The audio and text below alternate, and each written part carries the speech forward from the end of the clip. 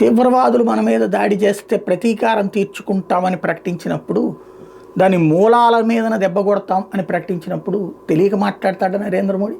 తెలిసినే మాట్లాడాడు. సరిహద్దు దాటేటప్పుడు మన సైన్యం ఆ తర్వాత వాళ్ళు ఎస్కలేషన్కి ప్రయత్నిస్తారని తెలియదా నరేంద్ర మోడీకి? తెలిసినే అనుమతించాడు.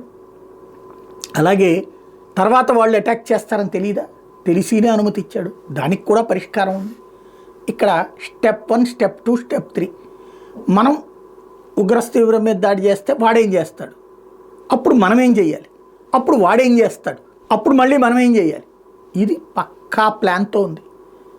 త్రివిధ దళాలకి తెలుసు, బీఎస్ఎఫ్కి తెలుసు, టిబెటన్ ఫోర్స్కి తెలుసు, మన పోలీస్ డిపార్ట్మెంట్కి అయితే చెప్పుండకపోవచ్చు, ప్రభుత్వం మొత్తానికి తెలుసు.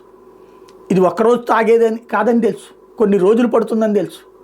అలాగే మొదట్లో సమర్థించేటటువంటి వాళ్ళు ఆ తర్వాత నీరసం వ్యక్తం చేస్తారని తెలుసు, ఆ తర్వాత ఎక్సెక్కేలాడతారని తెలుసు, ఆ తర్వాత దేశ వ్యతిరేకంగా మాట్లాడేటటువంటి ప్రయత్నం కూడా చేస్తారని కూడా తెలుసు.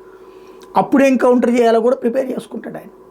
ఆయనకి దీనివలన ఏ రూపాయి ప్రయోజనం లేదు, కానీ దేశ ప్రయోజనం కోసమే చేస్తున్నాడు.